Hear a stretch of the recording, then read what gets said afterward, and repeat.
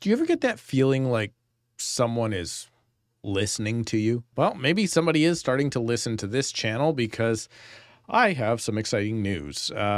The powers that be either must be listening to what I've been saying on this channel for some time, or they're just really smart people and they're getting with the times. That could be, but real estate, the way you're about to see it online, could start to change here dramatically. Definitely the way I'm going to see it online as a real estate agent is about to change. So it's kind of fun to know that something I've been lobbying for publicly on this channel and on the Tom Story Show is now coming to BC, or at least the Chilliwack, Fraser Valley, and Vancouver board areas. So I think somebody's paying attention, and not just to the podcast channel, because we did find out last week when we had on the housing minister that he listens to the podcast on Sunday mornings when he walks his dog. So that's fun to know. Maybe we're influencing housing policy, maybe not. But this is something I've been pushing for a long time, and I'm going to get into it right after I ask you to subscribe to the channel if you would like to stay up to date on Surrey, BC, Fraser Valley, Canadian, all that real estate. And please go ahead and click the like button for the YouTube algorithm to help me get this video out to more people who might be interested to know exactly what's going to be going on and how things are changing as early as maybe May or June of this year. And of course, if you have any need for real estate services here in Surrey or the Fraser Valley, you can book a call with me using the link in the description below at a time that works best for you. Now, I'm going to read some of this here, so this might be a little bit boring. I'm going to not try and cut up this video too much, but a little bit of background. When you bring a property onto the market, that listing goes on the MLS, or the multiple listing service, and it goes on the market. It goes on the computer, and that's what we call an active listing. So an active listing, it means that the property is available and it is not yet firm. However, I've had trouble with this over a long time, and I've been lobbying for different classifications, and I'll tell you why. So we either have the active listing, or when the property gets an unconditional offer, or gets an offer and then conditions are removed and deposit is paid, the property is sold, but it's not yet sold because the seller may live in that home still for another 30 days and 60 days, 90 days, 120 days, maybe more. So this has always been really confusing. And it's actually one of the number one reasons why I have not been in favor in the past of sharing sold data. But I'll get into that bit in just a little bit when I get to that. So right now we have active listings, and then when the property's sold, it's sold. But there's a lag in that data time. The property hits the market today, great. It goes up on Realtor.ca, usually photos, everything's there within the first 24 hours, and your property is up and on the market. But then when you actually receive an offer and you accept an offer as a seller, your property will stay active on the market until those conditions are removed. Now, this isn't a bad thing because you're not sold. You still want to be able to advertise to other buyers in the event that the conditions don't come off of your property, or here in BC, in the event that the buyer rescission period gets enacted and the buyer ends up just walking away for no reason, which they're entitled to do here in BC.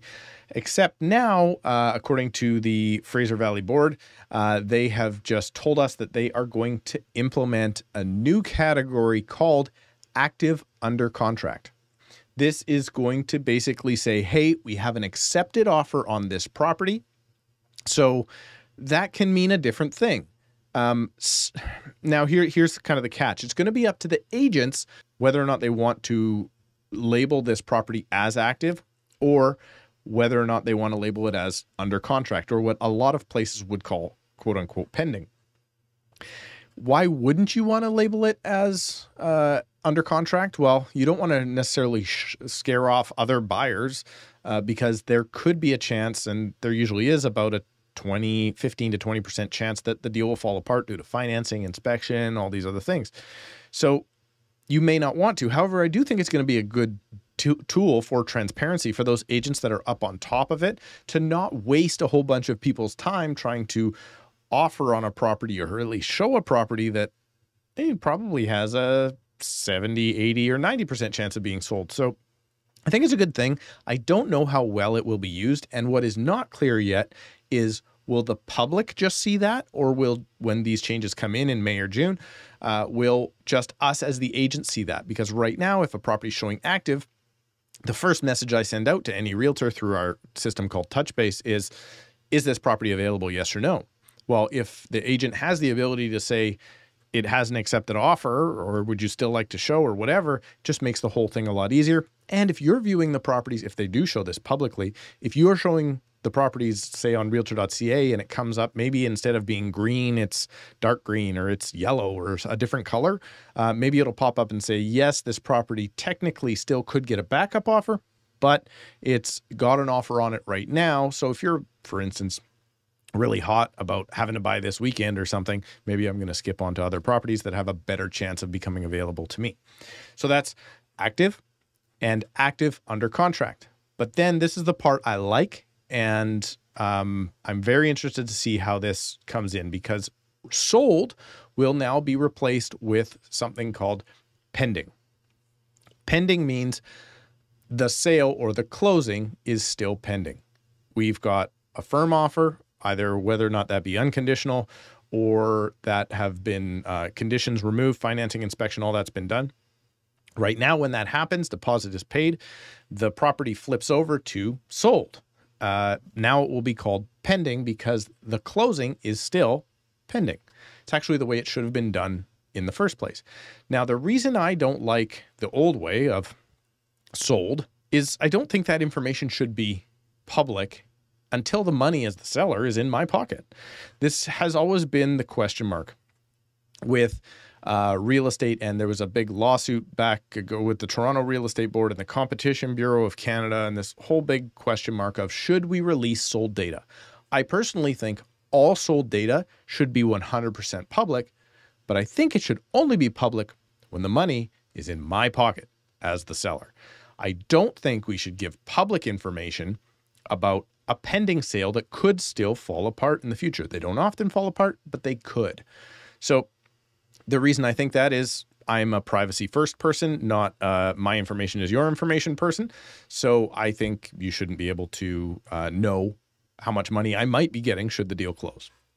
However, here's where you're going to hear the real estate agents whine. They're going to not want this pending in place, because if any of that information is restricted, like for instance, the sale price, which we're not clear if it will be or not, they won't be able to use yesterday's sale in their current market analysis. Now, personally, I think this is a good thing. I think it could slow down the market if I don't get to know what that property sold for yesterday, and I only get to know what the property sold for 3 months ago.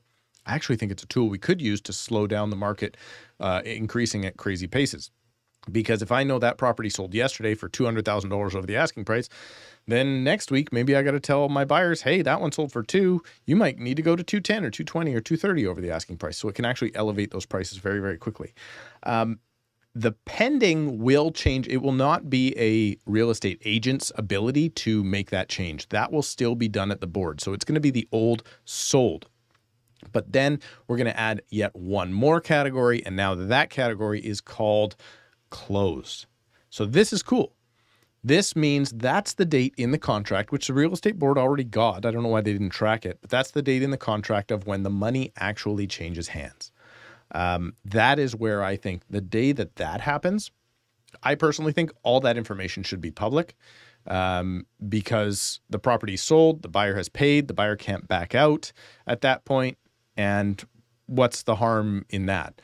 I guess I should elaborate and say, I think the harm in having pending, what will be pending, what is currently sold deals post live is, what if, for instance, the buyer buys a property and then they start talking to their family and their family decides, you know what, you paid too much for that home. We don't want you to complete, walk away from your deposit or whatever. You end up in a lawsuit. So I understand this is probably not what's really going to happen. And most of the time it's not an issue. I just think that you, as a real estate agent, my plan or for any of my clients is to minimize any negative downside. And I just look at all the negative downsides and go, okay, these could be the issues with the transaction. So let me go over this again.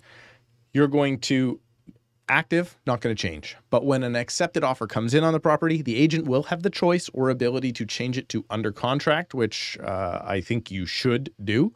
I can see situations where maybe they won't. Once it gets sold, that will now be pending. It is still up in the air whether or not pending will be public or not public, or that price will be published or not published. We don't know. And then closed is what should actually be the real sold. So those are coming to our marketplace here in BC. Other areas already have this. Thankfully, it's coming here now. And hopefully it will create a lot more transparency in the transaction for everybody else out there. So everybody's not wasting their time trying to figure out all of this information, and they have to phone the realtors to find out that information. So I think this is a very good thing. Hopefully they bring it on sooner than later. They're saying May or June, and then we'll find out how it rolls out to us and then how it rolls out to you, the public. Let me know what you think of this change down below in the comments. Please remember to subscribe and click the like button before you go, and we'll see you in a couple of days.